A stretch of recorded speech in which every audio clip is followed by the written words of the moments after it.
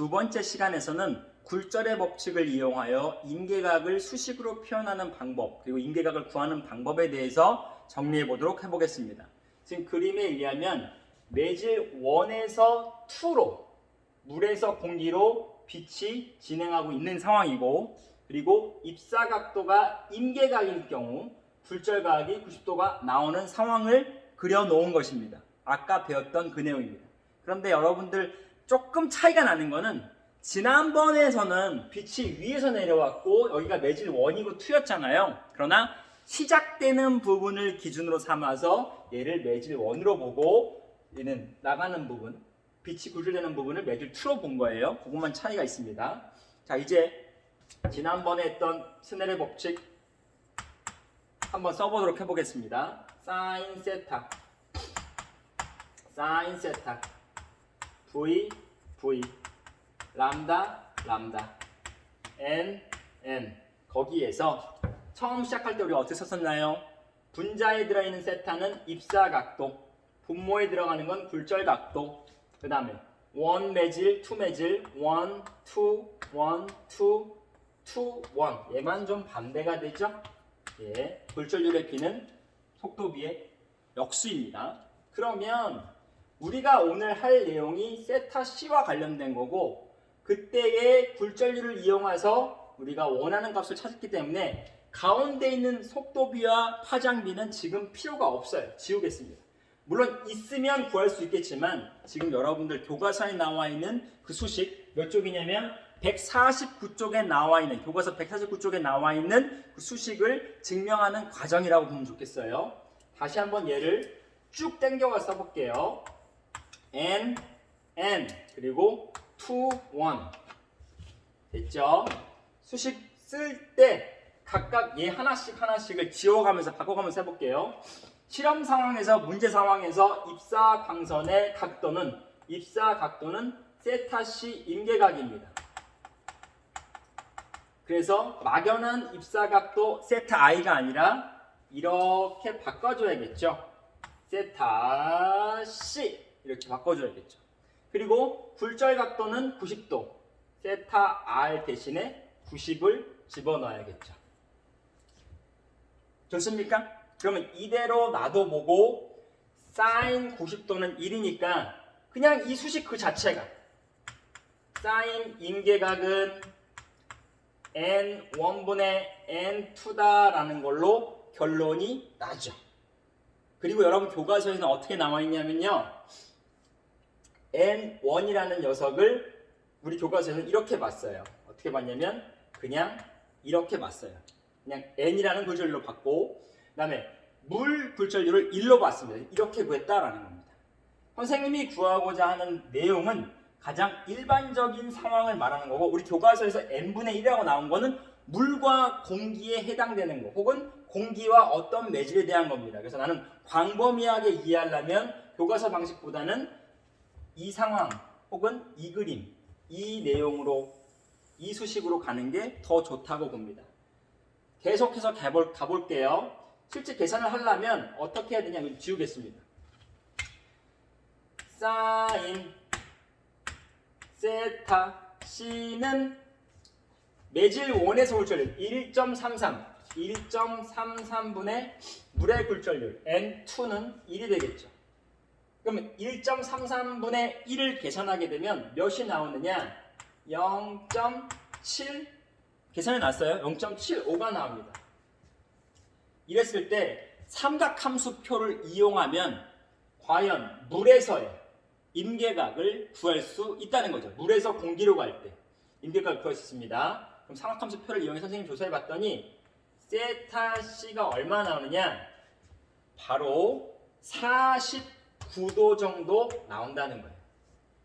이 얘기를 바꿔 말하면 50도의 입사각으로 빛을 비추게 되면 바로 전반사가 일어난다. 세타 C는 얼마다? 49도다라는 거죠. 이렇게 해석이 됩니다. 그래서 여러분이 만약에 임계각에 대해서 수식으로 나와 있는 문제 상황을 만나게 되면 이렇게 수식으로 접근해서 적어도 49도야 혹은 몇 분의 몇이야 이렇게 구할 수 있으면 참 좋겠습니다. 여기까지가 전반사에서 임계각에 대한 수식의 표현이었습니다. 세 번째 시간으로서 전반사가 응용되는 가장 좋은 예시인 광섬유, 광통신에서 광섬유에 대한 설명을 해보도록 하겠습니다. 그림을 그려볼게요. 광섬유의 내부를 지금부터 그려볼 건데요. 얘 가운데에 어떠한 유리로 되어 있는 매질 하나가 있고, 그리고 바깥으로는 또 다른 매질, 유리랑은 조금 성질이 같지만 굴절률이 다른 매질이 있어요. 그럼 굴절 써볼게요. 얘는 미란 매질로 가운데를 채웁니다. 단면을 보게 되면요, 단면이 이렇게 생겼어요. 마치 우리가 좋아하는 그 명랑핫도그에 가운데 소시지 있고 겉에 이중으로 튀김옷이 있는 것처럼 이중 구조이군요. 맞습니다. 또 이런 거 아이스크림이나 하드에 들어간 거 많이 있죠, 그렇죠? 가운데는 초코, 겉에는 우유맛 나는 어떤 얼음, 그치? 이런 게 많은 것처럼 가운데는 다른 매질이고 바깥은 또 다른 매질입니다. 그래서 가운데 매질을 미란 매질이라고 일단 써볼게요. 그리고 감싸고 있는 매질은 소한 매질입니다. 각각의 매질의 명칭을 알려줄게요. 가운데 있는 밀은 코어라고 합니다. 코어.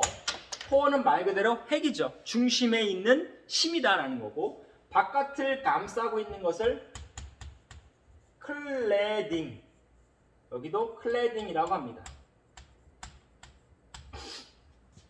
자, 이제 빛을 비출 건데요. 어떻게 비출 거냐면 칠판 그림에서 왼쪽에서 오른쪽으로 빛을 비출 거예요. 근데 약간 비스듬하게 한번 빛을 비춰볼게요. 이렇게 비춰봅니다. 그러면 이 각도가 어떠한 각도? 입사 각도가 임계각보다 크면, 정확히 말하면 임계각 세타C를 초과해야겠죠. 초과한다면 얘는 전반사가 일어나기 때문에 어떻게 빛이 나갈까요? 이런 식으로 빛이 나가지 않을까요? 그렇죠. 그리고 이 각도는 반사의 법칙에 의해서 입사각과 반사각이 같다고 나오겠죠. 그러면 또 여기서 밀에서 소환매질로 진행하는 상황입니다. 여기서도 역시 아까의 이 각도가 또 같겠죠. 엇각으로 같겠죠. 그래서 여기서도 전반사가 일어납니다. 이런 식으로 광섬유 케이블 안에서 빛이 전반사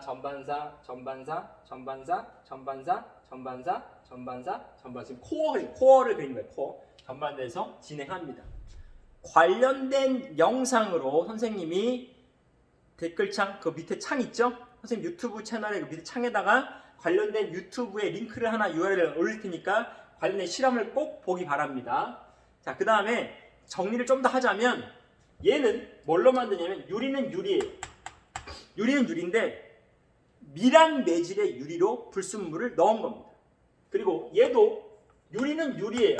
유리는 유리인데 소환 매질의 유리로 만든 거예요.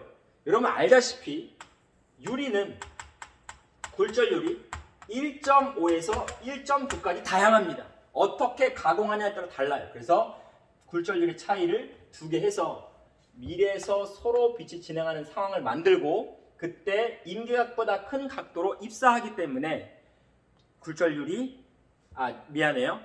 밀에서 소환미절 빛이 진행하기 때문에 전반사가 일어나서 수백 킬로미터를 빛이 나갈 수 있다는 거죠. 에너지의 큰 손실 없이. 왜냐하면 빛이 만약에 빠져나가면 이쯤 가게 되면 빛 다 빠져나가서 빛이 없잖아요. 그럼 광통신을 해야 되는데 빛을 비추면 빛이 나와야 되는데 다 빠져나가면 빛이 없잖아요. 그래서 광통신을 이용하면 빛 에너지의 전송 손실을 줄일 수가 있습니다. 유리라는 매질 중에서 유리라는 매질 중에 소환유리라고 하는데, 이 표현을 조금 더 세련되게 전문성 있게 한번 써보자면 이렇게 쓸 수 있겠죠. N 굴절율이 작다. 누구보다 상대적으로 N 코어보다. 굴절율이 큰 유리에서 굴절율이 작은 유리로 빛이 빠져나가지 못하고 내부에서 전반사를 한다는 것입니다. 지금 중요한 거는 광섬유 광통신에서 사용되는 전반사의 현상을 과연 이해하고 적용시킬 수 있느냐라는 것입니다. 선생님 말이 좀 길었는데요. 광통신에서 내용까지 해서 세 번째 시간 마치도록 하겠습니다. 수고 많았습니다, 여러분.